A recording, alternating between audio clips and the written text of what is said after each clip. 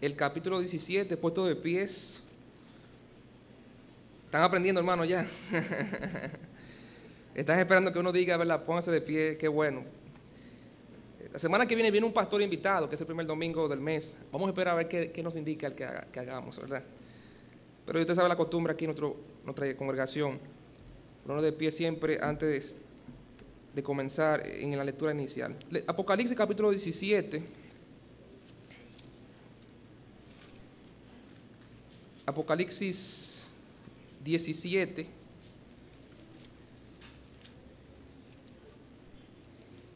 Y los versículos del 1 al 14.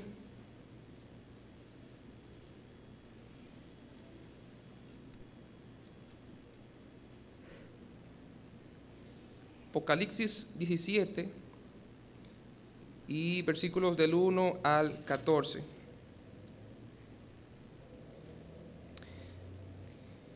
Vino entonces uno de los 7 ángeles que tenían las 7 copas y habló conmigo diciéndome: ven acá y te mostraré la sentencia contra la gran ramera, la que está sentada sobre muchas aguas, con la cual han fornicado los reyes de la tierra, y los moradores de la tierra se han embriagado con el vino de su fornicación. Y me llevó en el espíritu al desierto, y vi a una mujer sentada sobre una bestia escarlata, llena de nombres de blasfemia, que tenía 7 cabezas y 10 cuernos. Y la mujer estaba vestida de púrpura y escarlata, y adornada de oro, de piedras preciosas y de perlas, y tenía en la mano un cáliz de oro lleno de abominaciones y de la inmundicia de su fornicación. Y en su frente un nombre escrito, un misterio: Babilonia la grande, la madre de las rameras y de las abominaciones de la tierra. Vi a la mujer ebria de la sangre de los santos y de la sangre de los mártires de Jesús, y cuando la vi, quedé asombrado con gran asombro. Y el ángel me dijo: ¿por qué te asombras? Yo te diré el misterio de la mujer y de la bestia que la trae, la cual tiene las 7 cabezas y los 10 cuernos. La bestia que has visto era y no es, y está para subir del abismo e ir a perdición. Y los moradores de la tierra, aquellos cuyos nombres no están escritos desde la fundación del mundo en el libro de la vida, se asombrarán viendo la bestia que era y no es y será. Esto para la mente que tenga sabiduría. Las 7 cabezas son 7 montes sobre los cuales se sienta la mujer, y son 7 reyes. 5 de ellos han caído, uno es y el otro aún no ha venido, y cuando venga es necesario que dure breve tiempo. La bestia que era y no es también el octavo, y es de entre los 7 y va a la perdición. Y los 10 cuernos que has visto son 10 reyes que aún no han recibido reino, pero por una hora recibirán autoridad como reyes juntamente con la bestia. Estos tienen un mismo propósito y entregarán su poder y su autoridad a la bestia. Vamos todos juntos a leer el versículo 14. Aquí vamos. Pelearán contra el Cordero, y el Cordero los vencerá, porque Él es Señor de señores y Rey de reyes, y los que están con Él son llamados y elegidos y fieles. Bueno, hermano, arribamos a nuestro último mensaje en esta serie de predicaciones a través de los libros de la Biblia. 66 sermones con un sermón por cada libro de la Biblia hemos estado viendo, y concluiremos, Dios mediante, esta noche con este tema: victoriosos en Cristo. Victoriosos en Cristo. Vamos a orar. Dios bueno y Padre celestial, gracias, Señor, porque hasta aquí tú nos has ayudado. Gracias, Señor, porque podemos en esta noche desvelar los misterios, ver lo que tú tienes para nosotros en todo el consejo tuyo, Señor. Hemos estado estudiando y viendo todo tu mensaje, todo tu consejo, Señor.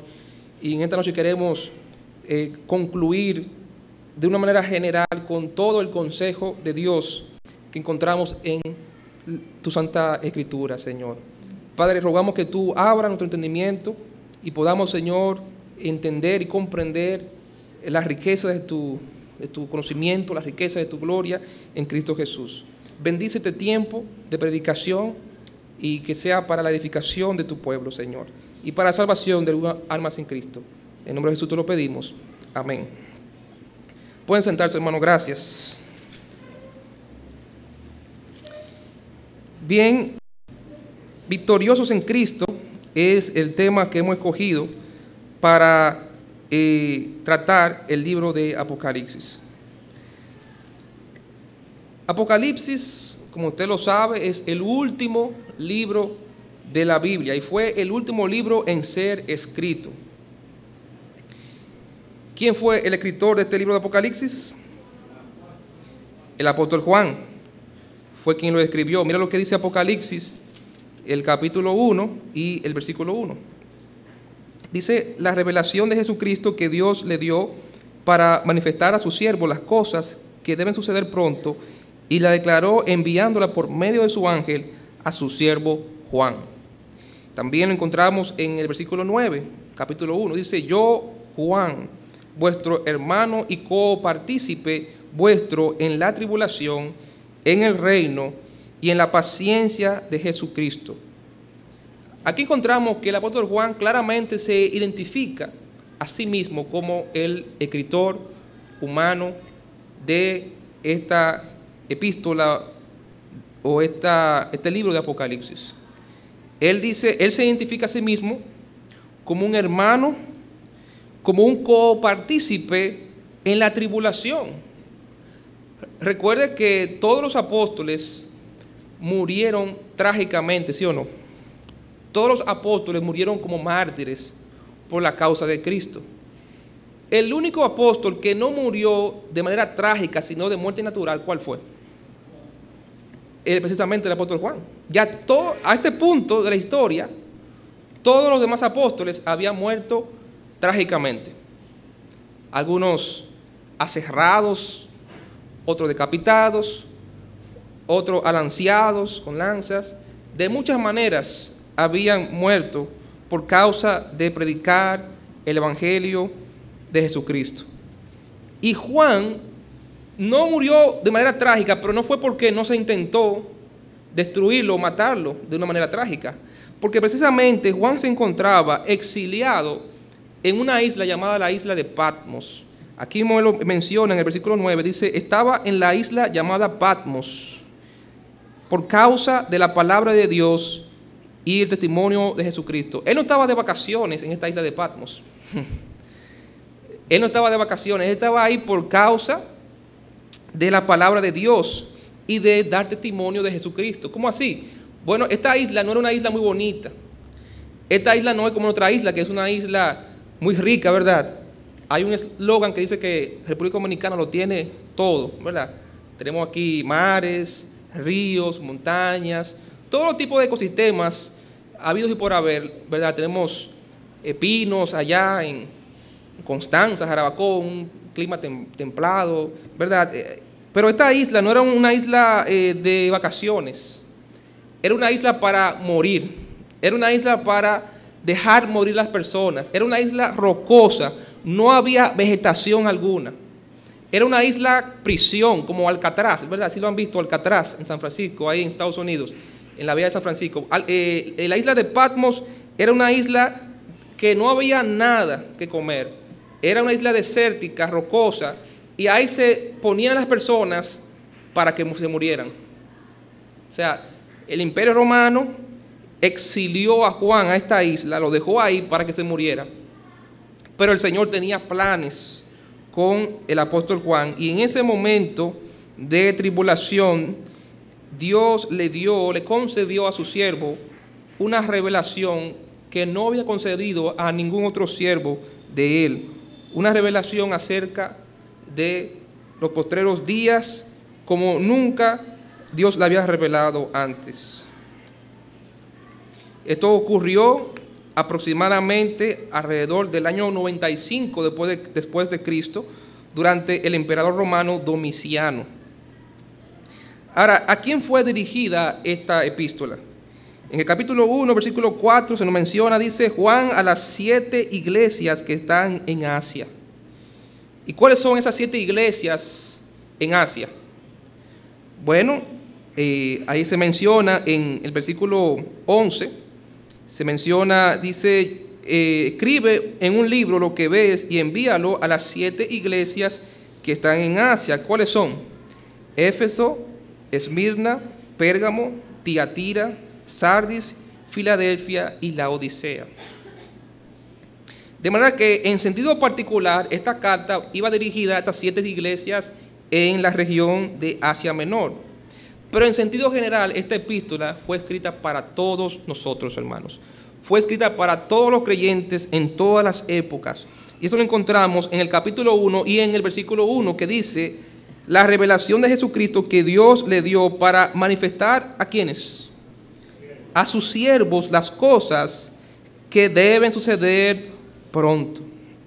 Hermano, el Señor trabaja de esta manera. Él dice la Biblia que Él encubre las cosas a ciertas personas y Él las revela a otras personas. Usted recuerda, ¿verdad? Este pasaje famoso en Deuteronomio dice que las cosas reveladas, las cosas secretas y ocultas son de Dios, ¿verdad? Pero las reveladas son para nosotros, ¿verdad? Y para nuestros hijos. O sea, hay cosas que Dios la mantiene oculta. Y hay cosas que Él ha decidido revelárselas, pero no se las revela a todo el mundo. ¿Se las revela a quién? A sus hijos, a sus siervos. Usted recuerda cuando el Señor Jesucristo estaba aquí en la tierra, ¿cómo Él enseñaba muchas veces a las personas? ¿A través de qué? A través de parábolas. Y la parábola es un recurso profético. Cuando usted lee los profetas del Antiguo Testamento, ellos hablaban mucho en parábolas, porque era una manera de ocultar la verdad a ciertas personas para revelársela a ciertas personas. De hecho, en Mateo capítulo 11, el Señor Jesucristo alaba al Padre diciéndole: Padre, te alabo y te bendigo porque las cosas ocultas las has encubrido y se las has revelado ¿a quién? A los niños, haciendo referencia a sus apóstoles, sus discípulos. Niños, ¿por qué? Porque eran personas, usted recuerda Pedro, Jacobo y Juan, ¿qué eran ellos antes de conocer a Cristo? Eran pescadores, quizás con un conocimiento básico de la vida. No eran estos personas de Judea, gente de Jerusalén, que eran gente estudiada, no. El Señor Jesucristo escogió a 12 hombres, algunos quizás, entre ellos, quizás como Mateo, que tenía cierta posición, Judas Iscariote se menciona que tenía cierta posición, quizás eran estudiados, pero el grueso de los apóstoles eran gente del vulgo. Por eso se asombraban en Pentecostés cuando lo oían hablar las maravillas de Dios, porque eran gente de Galilea, ¿verdad? Una región rural, una región donde no se conoce por su erudición o su educación. Sin embargo, el Señor tiene esa forma de ocultar la verdad para ciertas personas y revelársela a ciertas personas, a sus hijos, a sus siervos. El libro de Apocalipsis, hermanos, es el clímax de toda la Biblia. Es la consumación y conclusión natural y lógica a toda la historia de la redención que comienza en el libro de Génesis y se extiende a través de toda la Biblia hasta concluir de una manera grandiosa en el libro de Apocalipsis. De hecho, en el libro de Apocalipsis usted va a encontrar muchas palabras que nos hacen referencia o nos regresan otra vez al principio, al Génesis. Por ejemplo, en Apocalipsis capítulo 2, versículo 7, dice: el que tiene oído, oiga lo que el Espíritu dice a las iglesias. Al que venciere, le daré a comer, ¿de qué árbol? Del árbol de la vida, el cual está en medio del paraíso de Dios. ¿Qué le recuerda a eso? El huerto del Edén. El árbol de la vida, ¿dónde estaba? En el centro del huerto del Edén. Y ese árbol estaba custodiado, ese árbol estaba prohibido. De hecho, teníamos el árbol del bien y el mal, del conocimiento del bien y el mal, y estaba el árbol de la vida. Y usted recuerda que Dios le prohibió comer del árbol del conocimiento del bien y el mal, y el hombre y la mujer pecaron y comieron de ese árbol. E inmediatamente, ¿qué hizo Dios? Guardó el árbol de la vida, porque dijo Dios: no sea que tiene su mano, coman este árbol y nunca mueran. O sea, Dios lo prohibió, Dios lo guardó, lo ocultó, y ahora Dios lo está ofreciendo al hombre. Otra referencia a Génesis lo encontramos en Apocalipsis 22, cuando hace referencia acerca de Satanás y dice: y prendió al dragón, la serpiente antigua. ¿Quién es la serpiente antigua? ¿Por qué antigua? Porque está haciendo referencia a esa serpiente, no a cualquier serpiente.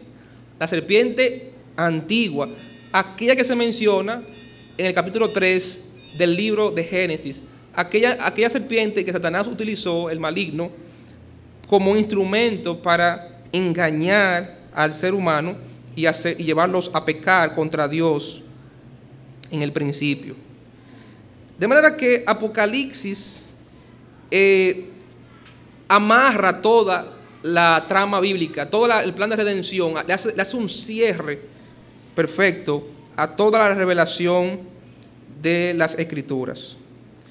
¿Qué significa la palabra Apocalipsis? ¿Qué significa la palabra Apocalipsis? La palabra Apocalipsis proviene del griego apokalupsis, que significa revelar o manifestar. Apo es ocultar o quitar lo que está oculto, lo que estorba. Es como quitar el velo.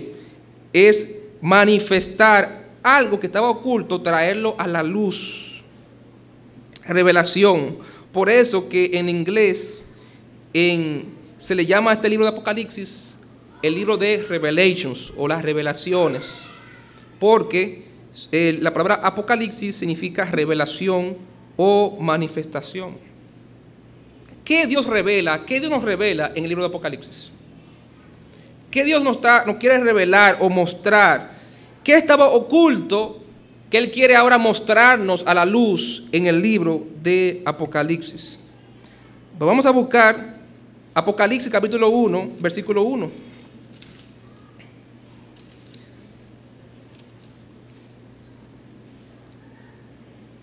Apocalipsis, el capítulo 1 y el versículo 1.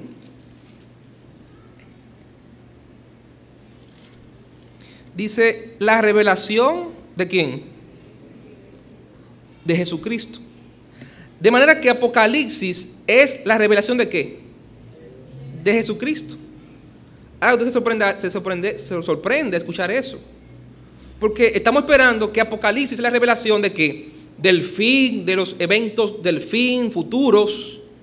Y uno tiene siempre en su mente que Apocalipsis es el libro que revela el futuro y los eventos finales de la historia humana. En realidad sí, Apocalipsis revela todas esas cosas. Pero Apocalipsis, hermanos, de acuerdo a la misma palabra de Dios, es la revelación ¿de quién?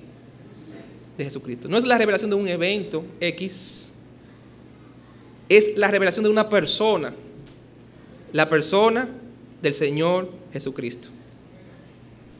Apocalipsis es la revelación no de un evento, sino de una persona, la persona del Señor Jesucristo. ¿Por qué? ¿Por qué Apocalipsis es la revelación de Jesucristo? Vamos a buscar a Colosenses capítulo 2, versículos 2 al 3. Colosenses, el capítulo 2 y versículo 2 al 3. Dice el apóstol Pablo: para que sean consolados sus corazones, unidos en amor, hasta alcanzar todas las riquezas de pleno entendimiento, a fin de conocer el misterio de Dios el Padre y de Cristo, en Cristo, ¿verdad? En quien están, ¿qué? Escondidos todos los tesoros de la sabiduría y del conocimiento. Hermano, el que tiene a Cristo, lo tiene todo. porque en Cristo se concentran todos los tesoros de la sabiduría y del conocimiento de Dios. ¿Y cómo están esos tesoros para la humanidad? ¿Cómo están? Escondidos ¿en quién? En Cristo. Por eso que para una persona poder conocer a Dios y poder conocer la voluntad de Dios es a través de quién? De Jesucristo. Por eso Cristo no se equivocó cuando dijo: yo soy el camino y yo soy la verdad y yo soy la vida, y nadie viene al Padre si no es a través de mí. El apóstol Pablo en 1 Timoteo capítulo 2 dice que hay un solo Dios y hay un solo mediador entre Dios y los hombres, Jesucristo, hombre. Jesucristo, hombre. Él es la llave que abre todos los tesoros del conocimiento y de la sabiduría que están ocultos en Dios. Cristo es la llave para abrir todos los tesoros del conocimiento y de la sabiduría de Dios que están ocultos desde siglos, han estado ocultos, y Cristo es la llave que abre todo ese conocimiento para el ser humano. Mira lo que dice el apóstol Juan, lo que Cristo mismo le dice a Juan en Apocalipsis capítulo 1, versículo 19. Él le dice a Juan: escribe las cosas que has visto y las que son y las que han de ser después de estas cosas. Hermano, Cristo es la clave para entender el pasado, el presente y el futuro de toda la historia de la humanidad y del universo. Si tú y yo queremos entender el pasado, entender el presente que estamos viviendo y poder entender lo que va a pasar en la historia de la humanidad, en el futuro, necesitamos conocer a quién, a Cristo, porque Él es la clave de entender, nosotros poder entender. Él nos abre el entendimiento para que podamos comprender el pasado, el presente y el futuro. Las cosas, dice Él, que has visto, pasado, las que son presente y las que han de ser después de estas, el futuro. De manera que el Señor Jesucristo es el protagonista del libro de Apocalipsis. ¿Qué es el protagonista? ¿Qué es el prota? Como nosotros decimos actualmente los jóvenes. El personaje principal de la película. Es el personaje central. Hay muchos personajes, pero hay un solo personaje principal y ese es Jesucristo. De manera que el resto de los personajes de la historia, del drama humano, somos personajes secundarios a la luz de Jesucristo.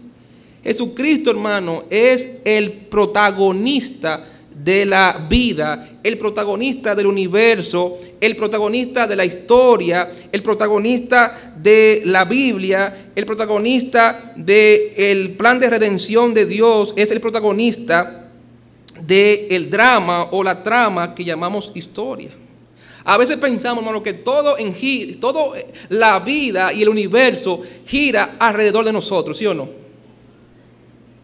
Por eso cuando tenemos pruebas pensamos que todo el mundo se nos ha caído encima, porque pensamos que el universo se ha detenido, pensamos que la historia se ha eclipsado por nuestros problemitas personales. Pensamos que todo el mundo, de hecho cuando vivimos pensando que todo el mundo nos está mirando a nosotros, ¿sí o no? Que estamos caminando en la calle y usted ve como en las películas que están los personajes principales caminando y alrededor le pasa mucha gente, ¿verdad? Alrededor, que no son relevantes, de manera que la cámara no se enfoca en ellos, sino que se enfoca en quién, en el protagonista, y todo el mundo es secundario. Está gente caminando en la calle, gente comiendo algo, una gente caminando para el trabajo. Uno cuando está viendo la película no se enfoca en las personas que están alrededor, que son actores secundarios. ¿En quién nos enfocamos siempre? ¿Cuál es la intención de la cámara, de la película? Que nos enfoquemos en quién, en lo que está pasando en la vida del protagonista. Y a veces pensamos que nosotros somos los protagonistas de nuestra vida, de la historia, y que todo el mundo es un personaje secundario en nuestra drama de vida, nuestra historia de vida. Pero hermano, no se trata de ti ni de mí, se trata de Jesucristo. La vida, el universo, todo lo que pasa, lo que ha pasado y está pasando y pasará, se trata acerca de Jesucristo. Él es el personaje principal de la historia, de la humanidad, de la existencia humana. Por Él, dice la Biblia, son todas las cosas, y para Él son todas las cosas, dice la palabra de Dios en Colosenses, el capítulo 1. Por Él, por medio de Él, y por Él, y para Él son todas las cosas. Él es el primogénito, ¿verdad?, de la creación, el primogénito de los muertos. Y el primogénito quiere decir, Él tiene la preeminencia, Él es el protagonista. De manera que si tú quieres entender la historia, el drama, la trama, tienes que conocer ¿a quién? Al protagonista. Tú quieres entender una película, quieres entender una historia, una novela, una narrativa, tú tienes que conocer al protagonista, porque si tú ignoras al protagonista y te enfocas en los actores secundarios o los personajes secundarios de la novela, no vas a entender la novela. ¿Por qué? Porque la novela no se trata de los personajes secundarios, se trata acerca del protagonista, y el protagonista de la historia de la humanidad es el Señor Jesucristo. De manera que por eso Apocalipsis comienza con la palabra revelación y la frase la revelación de Jesucristo. Porque si el ser humano quiere entender lo que Dios está haciendo, lo que Dios ha hecho, lo que Dios está haciendo ahora y lo que Dios va a hacer después de estas cosas, hay que conocer a Jesucristo. Porque Él es la clave, Él es el protagonista de este drama, de esta trama que llamamos historia. Aquí encontramos, hermanos, dos tipos de revelación acerca de Cristo. La primera revelación que encontramos es la revelación de la persona única del Señor Jesucristo. La revelación de la persona única del Señor Jesucristo. Note algunos nombres y títulos con los cuales se le llama a Cristo en Apocalipsis, el capítulo 1 y versículo 5. Versículo 4 dice Juan a las 7 iglesias que están en Asia: gracia y paz a vosotros del que es y que era y ha de venir. ¿Quién es ese? Cristo es el que es, el que era y el que ha de venir. Versículo 5. Y de Jesucristo, el testigo fiel,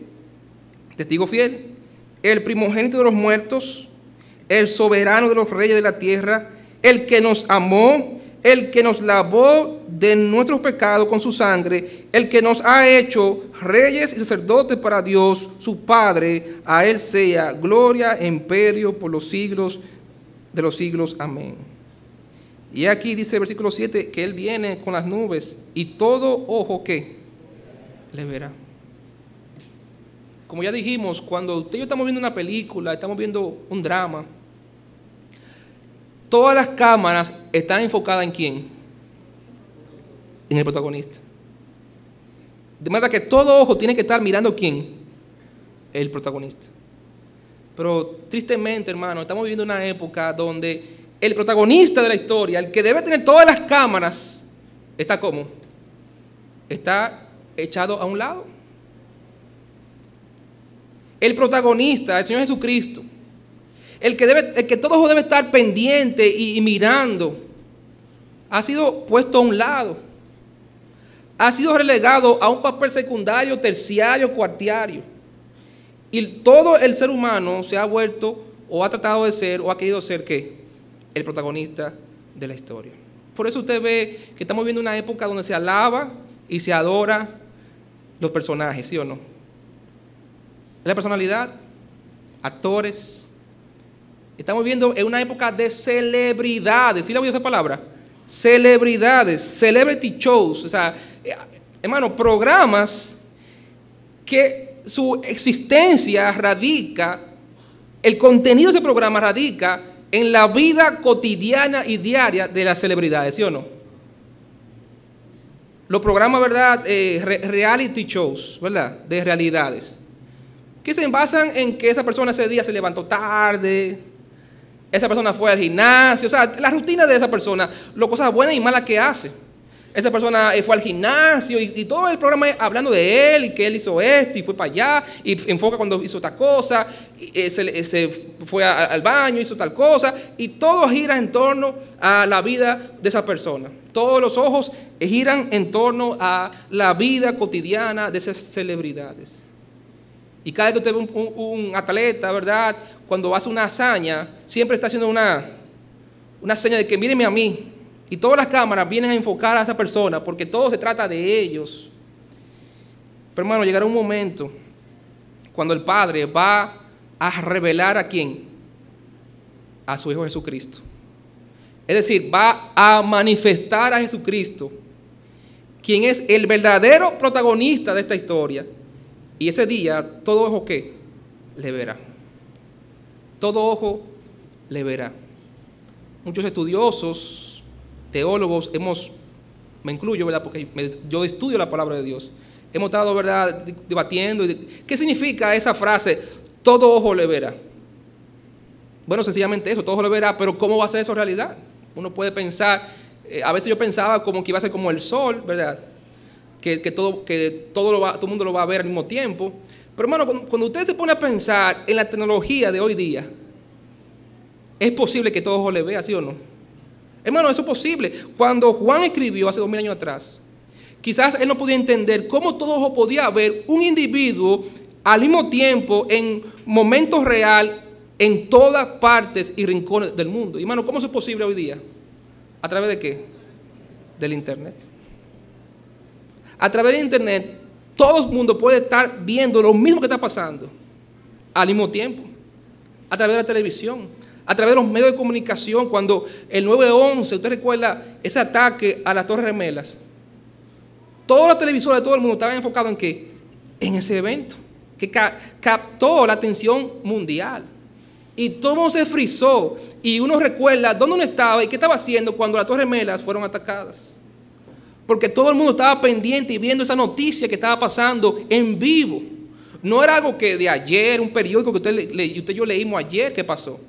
No, es que pudimos ver en vivo cómo eso pasó. Yo recuerdo ese día. Yo no me despegué de la televisión, hermano. Yo no me despegué ese día entero viendo lo que estaba pasando en vivo. Hermano, sí es posible que cuando Cristo descienda, todo el mundo esté enfocado en lo que está pasando. Y que todo el mundo esté viendo, todas las cámaras estén enfocadas en ese momento, en la venida, en la manifestación, en la revelación del Señor Jesucristo. Dice que todo ojo le verá, y los que le traspasaron, ¿quiénes fueron los que le traspasaron? Los romanos, sus descendientes, o los judíos, todos los linajes de la tierra, también incluye todo el mundo, harán lamentación por él. Dice sí, amén. Llegará un momento en que el Señor Jesucristo, que es el verdadero protagonista de esta historia, se va a revelar y va a revelar su persona única. ¿Por qué decimos único? Porque no hay nadie como el Señor Jesucristo. Mira lo que dice Apocalipsis 1:9. Dice: yo, Juan, vuestro hermano y copartícipe vuestro en la tribulación, en el reino y en la paciencia de Jesucristo, estaba en la isla llamada Patmos por causa de la palabra de Dios y el testimonio de Jesucristo.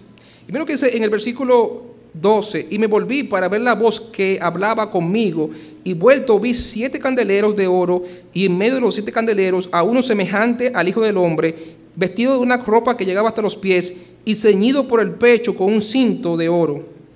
Su cabeza y sus cabellos eran blancos como blanca lana, como nieve, sus ojos como llamas de fuego, y sus pies semejantes al bronce bruñido, refulgente como un horno, y su voz como estruendo de muchas aguas. Tenía en su diestra 7 estrellas, de su boca salía una espada aguda de 2 filos, y su rostro era como ¿qué? Como el sol cuando resplandece en su fuerza. Cuando le vi, caí como muerto a sus pies.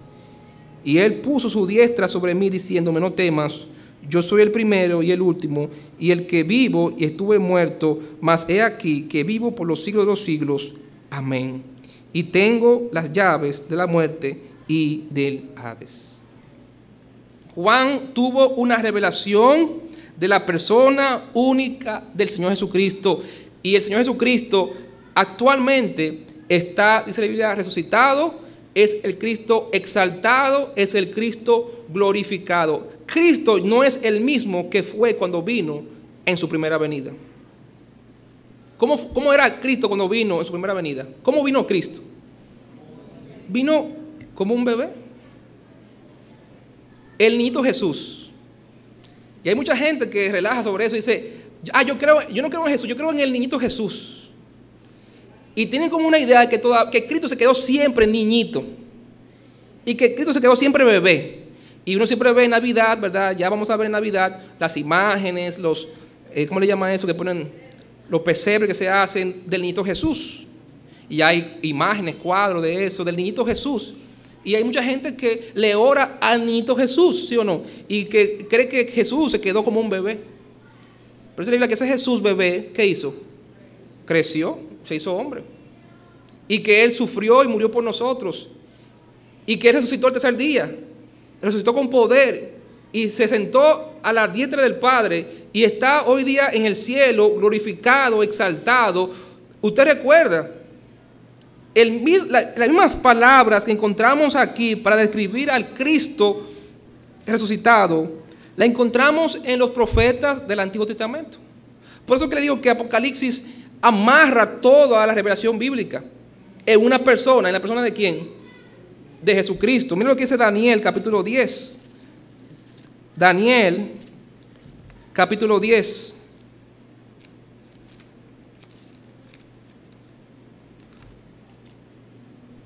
Daniel capítulo 10, versículo 5. Y alcé mis ojos y miré, y aquí un varón vestido de lino y ceñido sus lomos de oro de Ufaz.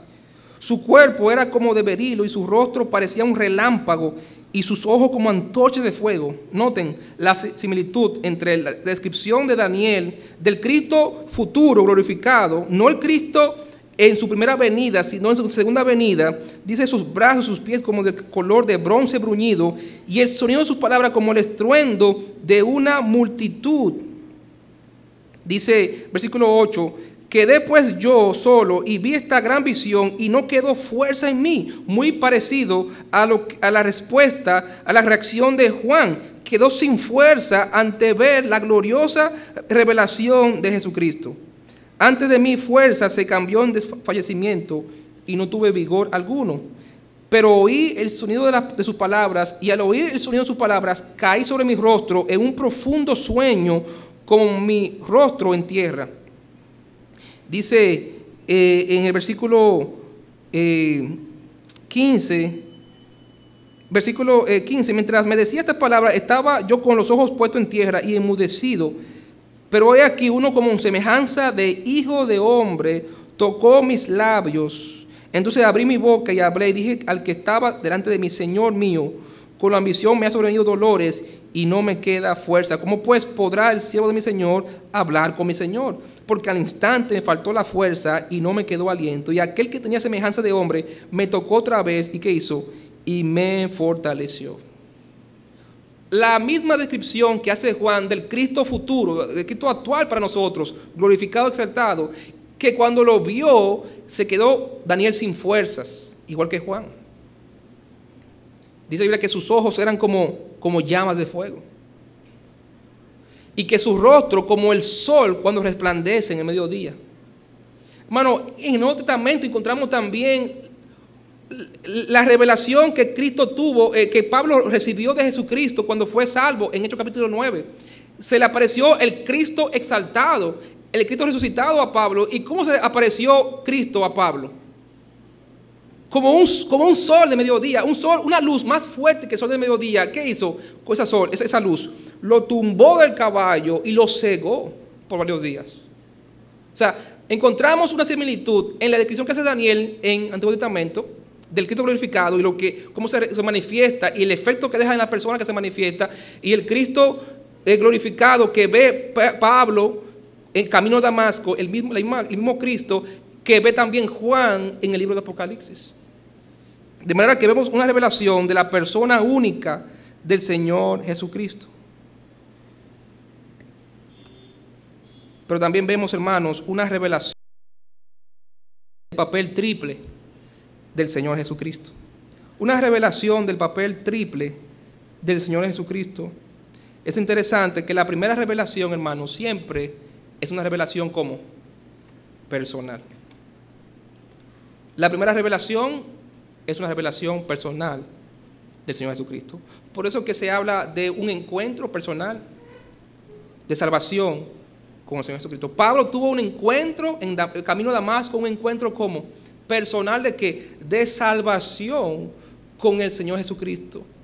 La única manera, amigo que nos está visitando, la única manera de que usted pueda conocer a Dios y conocer la voluntad de Dios y los planes de Dios para su vida es a través de experimentar un encuentro personal de salvación con el Señor Jesucristo. Con el Cristo resucitado a través del Espíritu Santo.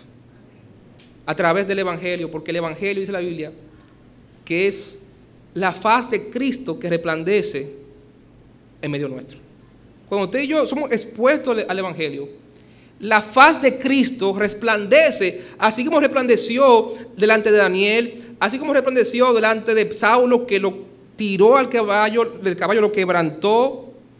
Así como usted y yo somos expuestos al Evangelio, cuando una persona es pecadora, es expuesta al Evangelio, resplandece delante de él la faz, el rostro de Jesucristo resucitado. Y por eso que el Evangelio tiene el poder de quebrantar a las personas. Y usted recuerda las dos preguntas que Saulo le hace a Cristo resucitado. La primera pregunta que Saulo le hace a Cristo, usted recuerda que Cristo le dice: Saulo, Saulo, ¿por qué me persigues? Dura cosa te es dar cosas contra el aguijón.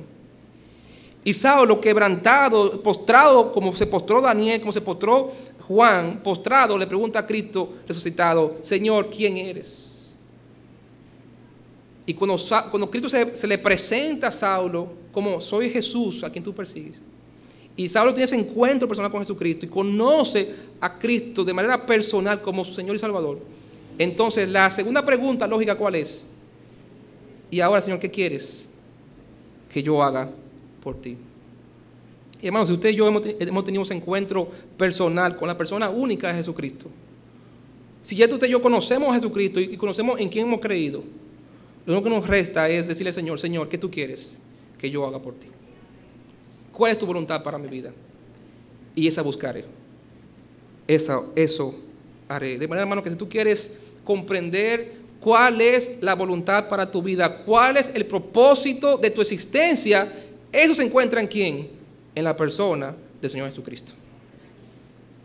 Él les da sentido a la vida, Él les da sentido a nuestra vida. Él le da propósito a nuestra vida. Pero en segundo lugar y en último lugar, encontramos una revelación del papel triple del Señor Jesucristo. Y esta revelación no es personal, no es una revelación específica, es una revelación general del Señor Jesucristo. Primero, encontramos una palabra clave en todo este libro de Apocalipsis, un título con el cual se identifica a Cristo en cada etapa o en cada papel que Él juega en la historia, en el plan de Dios, y es la palabra Cordero o el título Cordero. A Cristo en Apocalipsis se le identifica como el Cordero de Dios. Y cuando Juan vio a Cristo por primera vez, ¿cómo le llamó Juan a Cristo? He aquí el Cordero de Dios que quita el pecado del mundo. Y ese Cordero de Dios es el Cordero que vemos en un rol triple en el libro de Apocalipsis. En primer lugar, el Cordero Cristo se presenta como el divino pastor preocupado por su iglesia. Cristo es el divino pastor preocupado por su iglesia. Apocalipsis capítulo 1, versículo 11. Apocalipsis 1:11 dice que decía: yo soy el alfa y el omega, el primero y el último. Escribe en un libro lo que ves y envíalo a las 7 iglesias que están en Asia, a Éfeso, Esmirna, Pérgamo, Tiatira, Sardis, Filadelfia y la Odisea. Encontramos que Cristo es ese divino pastor preocupado por su iglesia. El Cordero de Dios pastorea, hermanos, su rebaño. En San Juan capítulo 10, Jesucristo dijo, yo soy el buen pastor. Dice que las ovejas oyen su voz y me siguen. Y yo les doy que vida eterna. Y no perecerán jamás, ni nadie las arrebatará de mis manos. Mi Padre fue el que me las dio, y yo el Padre. Y nadie las puede arrebatar de las manos de mi Padre. Yo y el Padre uno somos. El Cordero pastorea. Mira lo que dice en Apocalipsis 7, 17. Apocalipsis 7, 17 dice, Apocalipsis 7, 17 dice, porque el Cordero que está en medio del trono, los que pastoreará y los guiará a fuentes de aguas de vida. El salmista David dice en el Salmo 23, Jehová es mi pastor, o el Señor es mi pastor, y nada me faltará. Hermano, Cristo se revela como el divino pastor preocupado por su rebaño, por su iglesia. Por eso que inmediatamente lo primero que el Señor hace es tratar con su pueblo, tratar con su iglesia. Y los capítulos 2 al 3 están dedicados de manera exclusiva a ese pastoreo que Cristo hace personalmente a su iglesia.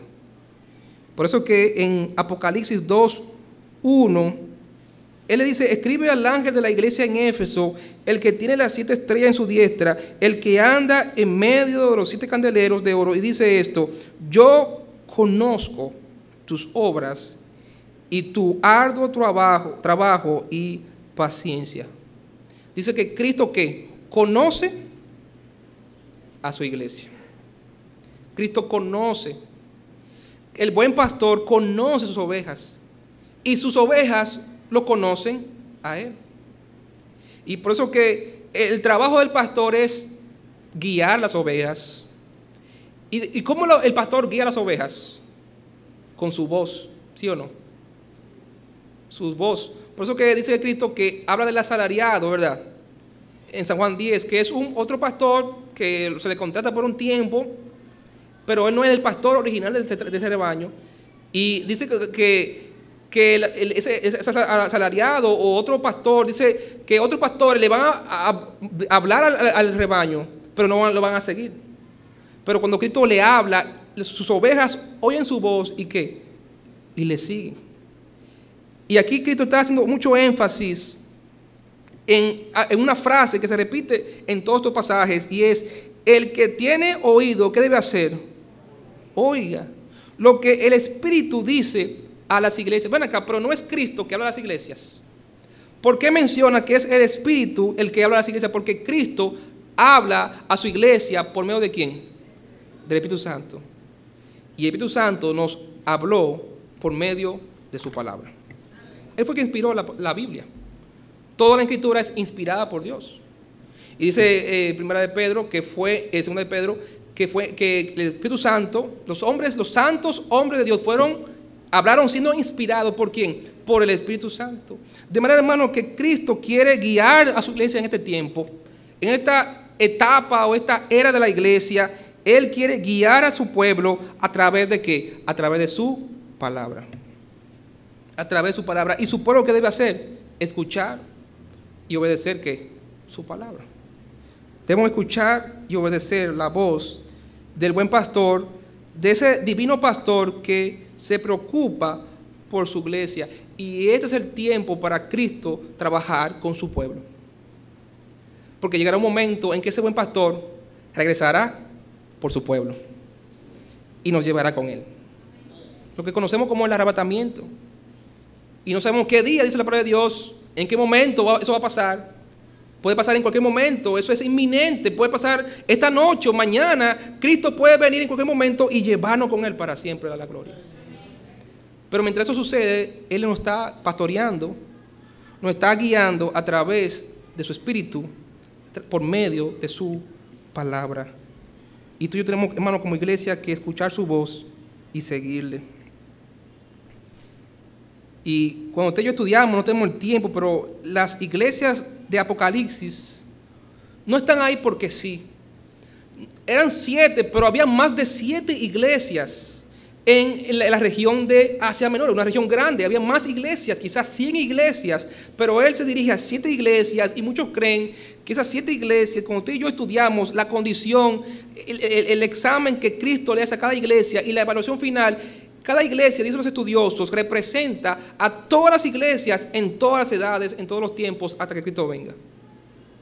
Que todas las iglesias, desde que Cristo ascendió hasta que Él venga, están representadas en estas 7 iglesias, y que las iglesias podemos vernos reflejadas en la condición que Cristo describe de su iglesia. Y muchos creen que la iglesia, la última iglesia, que es la iglesia de la Odisea, que Cristo dice que ni eres frío ni caliente. ¿Usted recuerda?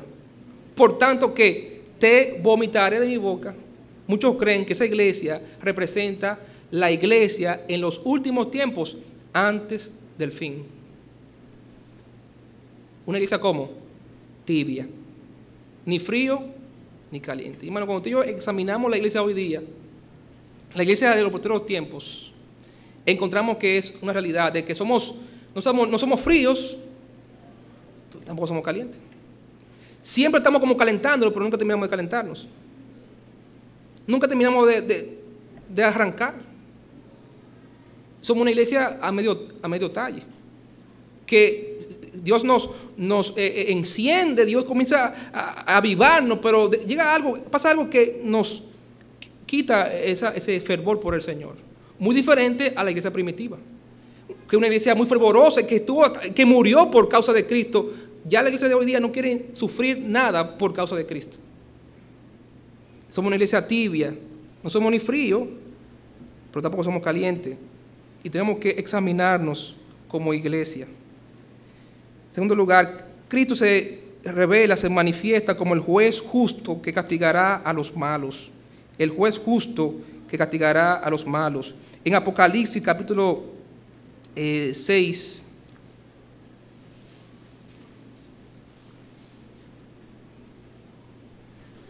Apocalipsis capítulo 6, versículo 1. Vi cuando el Cordero abrió uno de los sellos y oyó a uno de los 4 seres vivientes decir como con voz de trueno: ven y mira.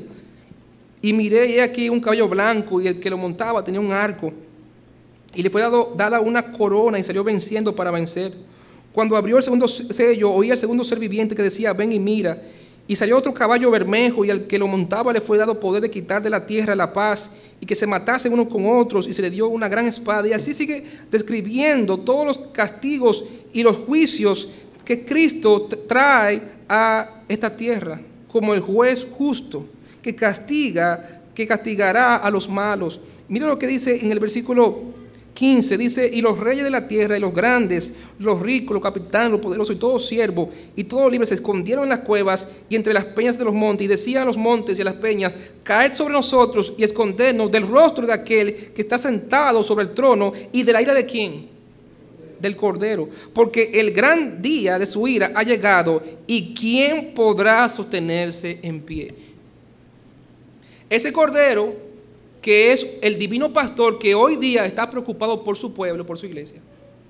Después que su pueblo sea llevado, que Él venga a buscar a su pueblo, ese Cordero se va a presentar como el juez justo que castigará a los malos y a los injustos. Y dice que ese Cordero castiga, ese Cordero juzga. Dice: porque el gran día de su ira ha llegado, ¿quién podrá sostenerse en pie? ¿Cuál es ese gran día? El día de Jehová. ¿Recuerda esa frase? El día de Jehová. Ese tema que se encuentra mucho en los profetas menores, en Joel y otros profetas, Miqueas. El día grande de Jehová, el día de Jehová. Esa frase que encontramos en Apocalipsis capítulo 6, que dice: el gran día de su ira ha llegado por fin, y ¿quién podrá sostenerse en pie? No lo tiene que buscar, pero en Joel, el capítulo 2 y el versículo 10 y 11, encontramos precisamente esa frase que se menciona.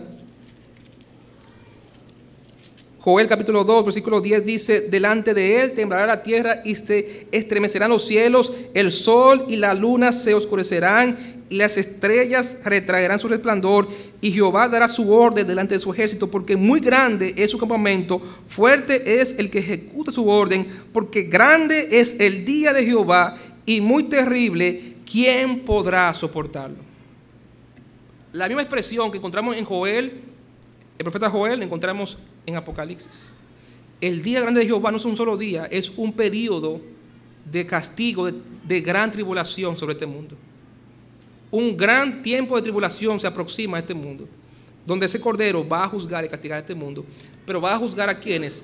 A aquellos que son malos e injustos y que rechazaron el amor del Evangelio para su salvación. Cristo se va a presentar como el juez justo que castigará a los malos y a los injustos. Pero también Cristo, en último lugar, se va a manifestar como el triunfante rey que establecerá su reino eterno. Como el triunfante rey que establecerá su reino eterno. El Cordero no solamente pastorea hoy día a su pueblo. El Cordero no solamente algún día vendrá a juzgar y castigar a los malos e injustos en la gran tribulación. Esta gran tribulación se presenta en Apocalipsis de varias maneras, como los sellos, las trompetas y las copas. Y muchos creen que es lo mismo, pero de muchas maneras, o de otras palabras, enfatizando, ¿verdad?, la certeza del juicio de Dios. Pero vemos cómo Apocalipsis concluye, llega a su clímax, cuando ese Cordero se presente como el rey que va a establecer su reino eterno. Apocalipsis 22:3. Apocalipsis 22:3.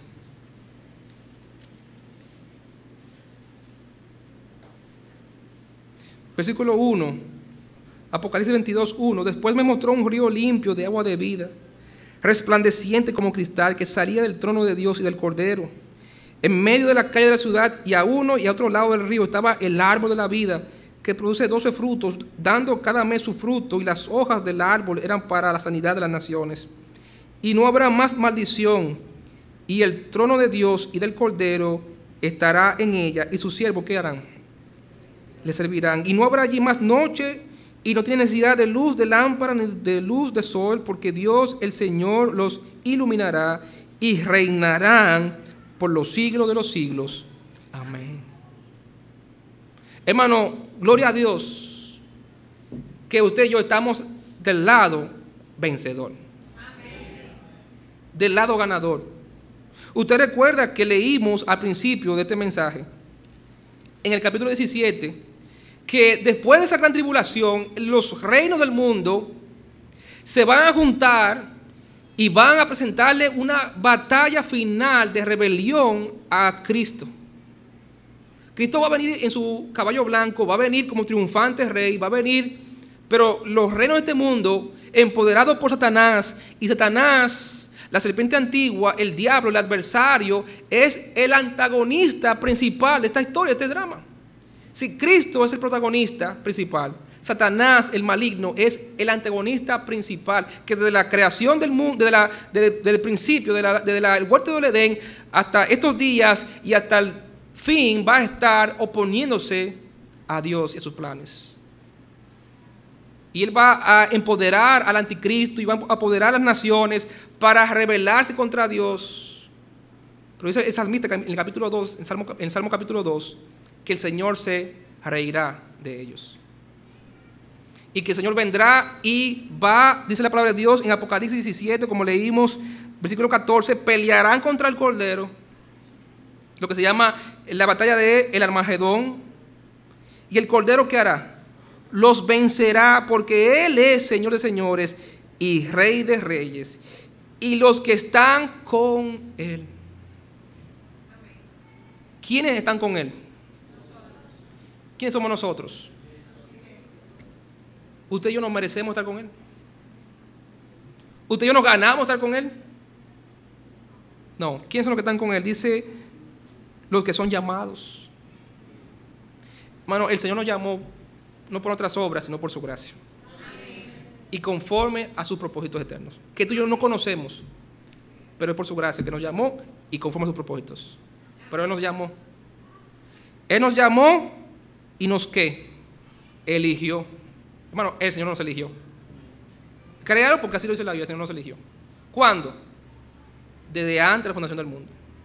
El Señor nos escogió y nos llamó, y el Señor nos llama fieles.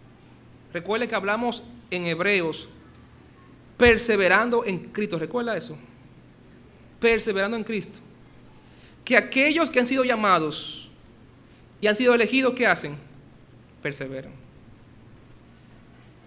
Primera de Juan dice, y salieron de nosotros para que se cumpla de que no todos son de nosotros. El que abandona los caminos de Dios es porque nunca ha sido llamado por Dios. Pero los que han sido llamados por Dios y hemos sido elegidos por Dios, somos fieles hasta el fin. Pero no somos fieles en otras fuerzas, porque vimos en Judas que el Señor es poderoso ¿para qué? Para preservar aquello que Él llama y que Él elige. De manera, hermanos, que tanto su llamamiento, su elección como su llamamiento y su preservación es muestra del gran amor de Dios por ti y por mí. Que Él nos trasladó del equipo perdedor, del equipo de Satanás, el equipo de las tinieblas, y nos trasladó al reino de su amado Hijo. Nos trasladó de las tinieblas a su luz admirable. Por eso dice la palabra de Dios en Primera de Pedro, hablando de la misión, de la posición y hablando del papel que ejerce la iglesia en estos tiempos. Dice en Primera de Pedro capítulo 2, versículo 9, mas vosotros sois linajes escogidos, real sacerdocio. En Apocalipsis se menciona que Cristo nos ha hecho reyes y sacerdotes para que reinemos para siempre con Él. Somos linaje escogido, real sacerdocio, nación santa, pueblo adquirido por Dios. ¿Para qué? Para que anunciéis las virtudes de aquel que os llamó de las tinieblas a su luz, ¿cómo? Admirable.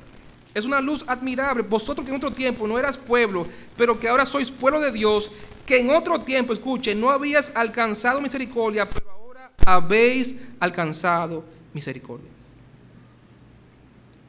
De manera, hermano, que usted y yo hemos sido trasladados del equipo perdedor al equipo ganador por la gracia del Señor Jesucristo.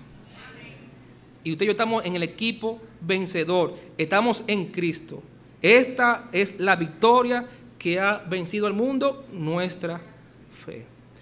¿Somos o no somos victoriosos en Cristo? Lo que tenemos que creérnoslo, Señor, hermanos. Tenemos que creérnoslo. Tú tienes que creerte que tú eres un vencedor. Eres más que vencedor por medio de aquel que nos amó. Somos más que vencedores por medio de aquel que nos amó. Pero tenemos que creernos eso. Y hay muchos creyentes que no se creen vencedores, se creen que perdedores.